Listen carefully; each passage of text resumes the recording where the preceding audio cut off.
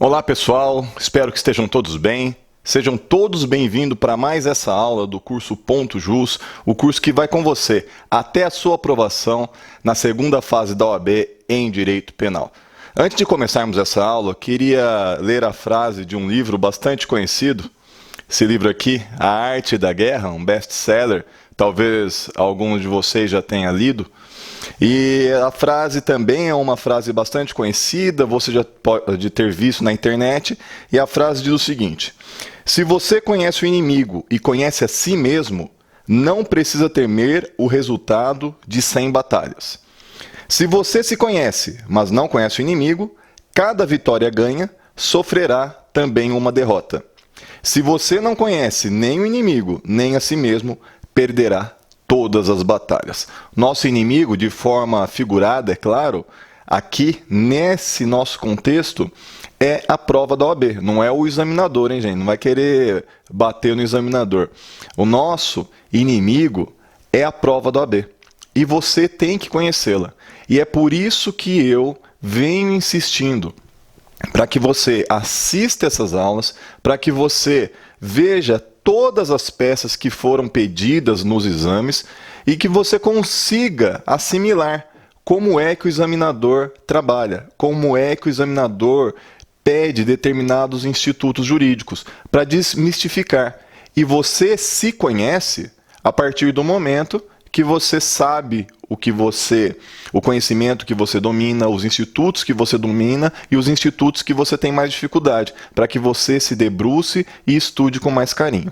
Então, nesta perspectiva de se conhecer melhor e de conhecer melhor o inimigo, vamos a mais uma peça. Aqui, concurso unificado número 21, peça prático profissional. Gabriela, nascida em 28 de abril de 1990, ela tem menos de 20 anos, hein? Pessoa, menos de 21 anos. Terminou o relacionamento amoroso com Patrick, não mais suportando as agressões físicas sofridas, sendo expulsa do imóvel em que residia com um companheiro em comunidade carente na cidade de Fortaleza, Ceará. Para lá que nós vamos encaminhar nossa peça.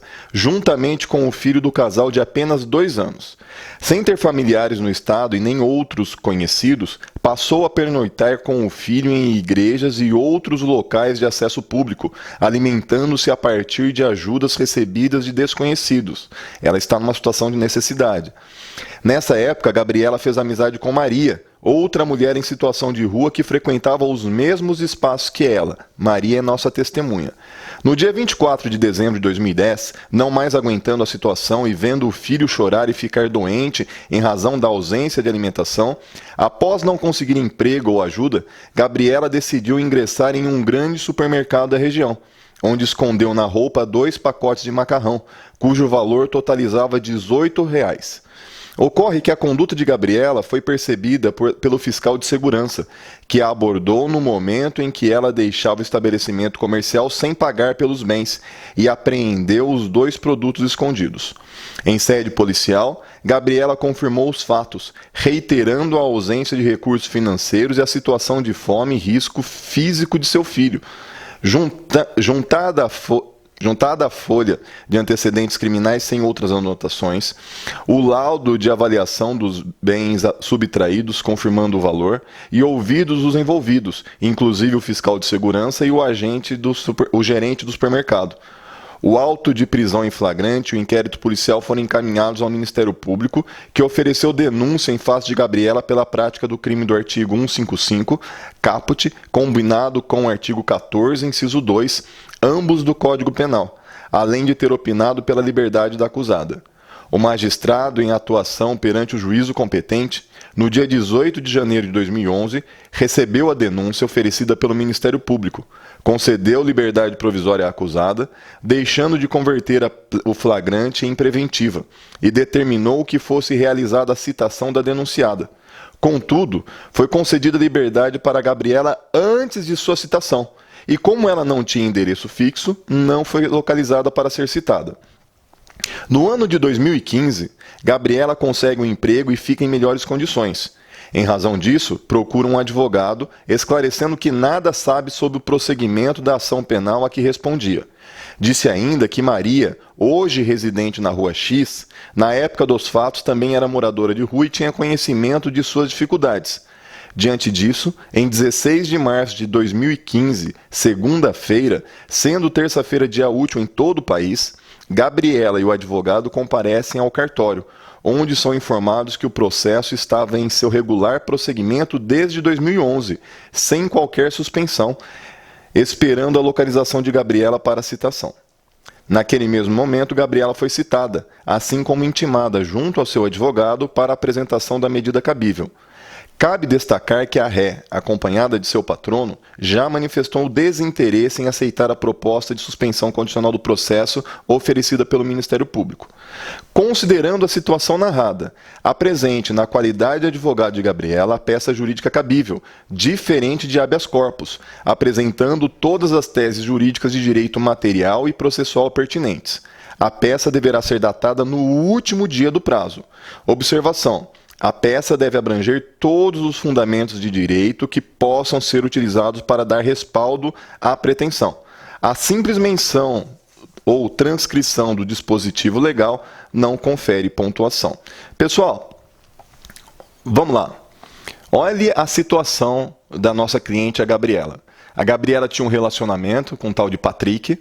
O relacionamento não fica muito bom. Ela cansa de ser agredida pelo Patrick e ela sai de casa, juntamente com seu filho de apenas 2 anos. E vão morar na rua.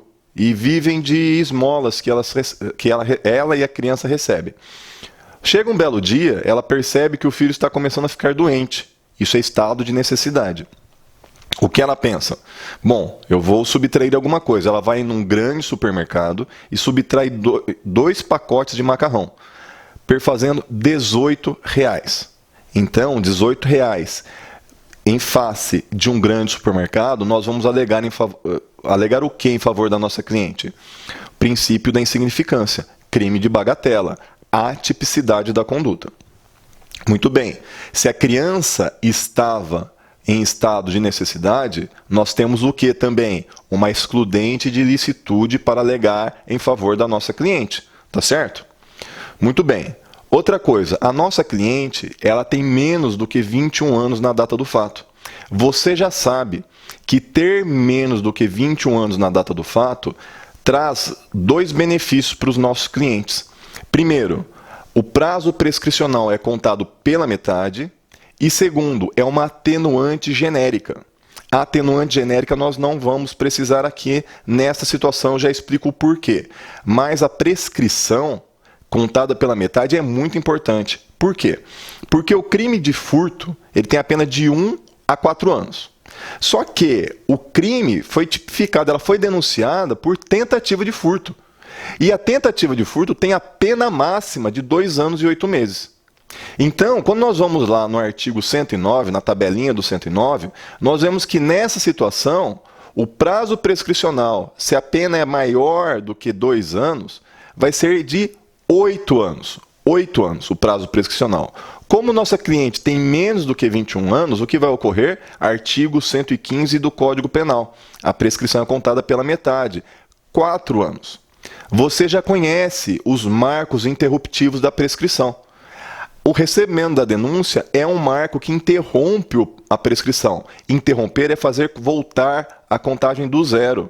Então, se foi interrompida com o recebimento da denúncia, e depois passou o tempo e não houve mais nenhum marco interruptivo, o que acontece? Em 2015, somente ela é citada. Se ela foi citada somente em 2015, já ocorreu a prescrição. Então, em sede de preliminar, nós vamos alegar a prescrição em favor da nossa cliente. Veja que ela foi citada no balcão. E agora nós, na condição de advogados da Gabriela, nós temos que apresentar a peça processual cabível, diferente de habeas corpus. Caberia habeas corpus? Caberia. Se o crime está prescrito, nós podemos ingressar com habeas corpus para trancar a ação penal, porque falta justa causa. Porém, nós não vamos entrar com habeas corpus, porque habeas corpus qualquer cidadão pode entrar. E a peça que nós temos que fazer é uma peça privativa de advogado. Por isso, você já sabe dessa regra, por isso que a OAB nunca pede habeas corpus na segunda fase. Você tem que saber como ingressar com habeas corpus, como impetrar um habeas corpus. Porém, já adianto que nunca vai cair um habeas corpus na segunda fase. Falar nunca é perigoso, né? Vai que um dia tem algum examinador que pede. Mas nunca caiu, muito dificilmente cairá. O que eles querem é saber se você consegue fazer uma peça privativa de advogado.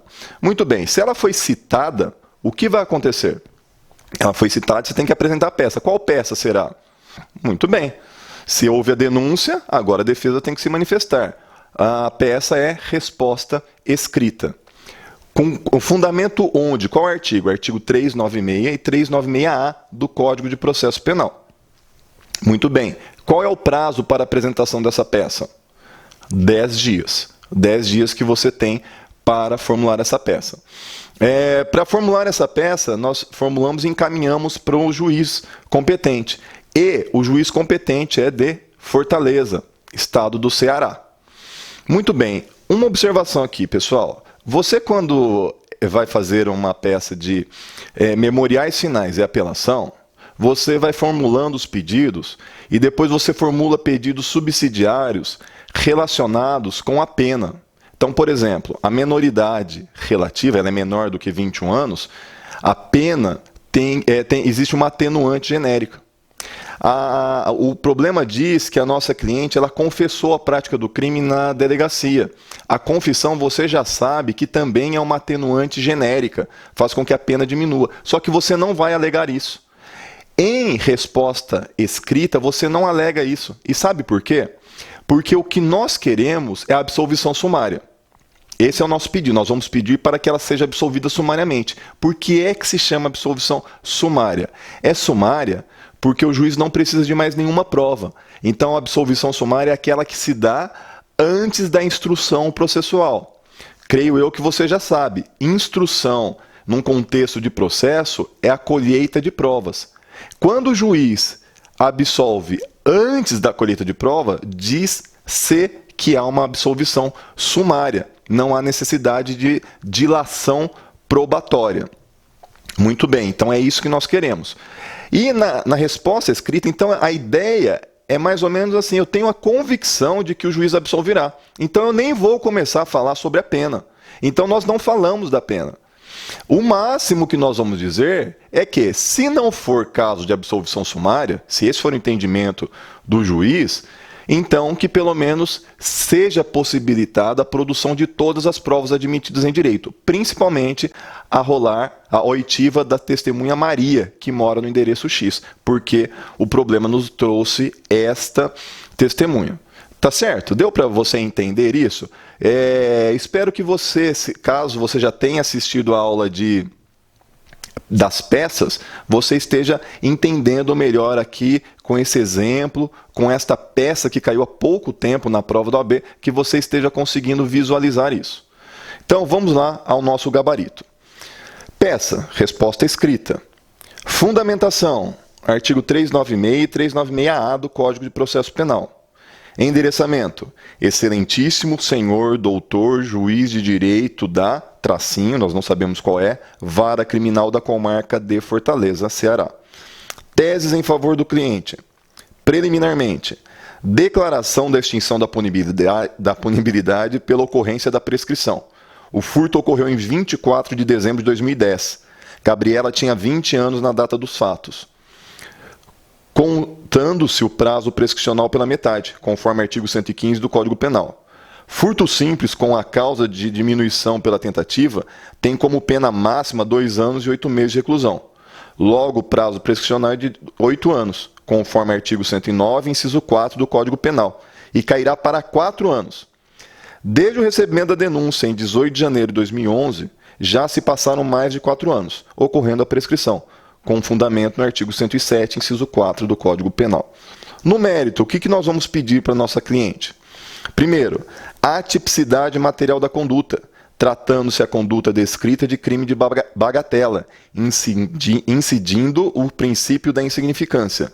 Assim, a conduta de Gabriela é materialmente atípica, cabendo absolvição sumária nos termos do artigo 397, inciso 4 do Código de Processo Penal. Segunda tese. Deve ser sustentado ainda estar presente manifesta causa de exclusão da ilicitude, qual seja o estado de necessidade, conforme artigo 24 do Código Penal, já que Gabriela praticou o fato descrito como crime para salvar de perigo atual que não causou por sua conduta a vida de seu filho. Aqui nós estamos diante daquele chamado pela doutrina furto famélico. Subtrai-se pequena quantidade, porção de comida para salvar a vida de alguém. Quais são os pedidos, então? Primeiro, reconhecimento da prescrição e declaração da extinção da punibilidade nos termos do artigo 107, inciso 4 do Código Penal. Segundo, se não for reconhecida a prescrição, diante do estado de necessidade, deve ser formulado pedido de absolvição sumária, com fundamento no artigo 397, inciso 1 do Código de Processo Penal. E somente esses dois artigos. Por último, que é uma dica.jus. Após os pedidos, deve o candidato apresentar rol de testemunhas, indicando Maria para o caso de não acolhimento do requerimento de absolvição sumária. Aqui, no finalzinho, você pode fazer aquele, como eu já disse, formular um pedido que, caso não seja caso de declaração da extinção da punibilidade e absolvição sumária, que seja permitida a produção de todas as provas admitidas em direito, principalmente a oitiva da testemunha, cujo rol segue abaixo. Aí você coloca o nome da Maria e o endereço dela. Segunda dica. Aqui, diferente dos memoriais finais, não houve instrução do feito e o candidato, na condição de advogado, não deve entrar em questões relacionadas à pena. Assim, não há necessidade de pedido subsidiário, no sentido de que, caso haja condenação, deverá a pena ser aplicada no mínimo legal e fixado o regime aberto. É como se o advogado tivesse a convicção de que o processo não continuará, uma vez que a absolvição sumária será certa. Data da petição, você fez as contas aí, você chegou à conclusão de que será no dia 26 de março de 2015. Volta aqui para mim rapidinho. Pessoal, vamos para o nosso primeiro intervalo. Já já nós voltamos.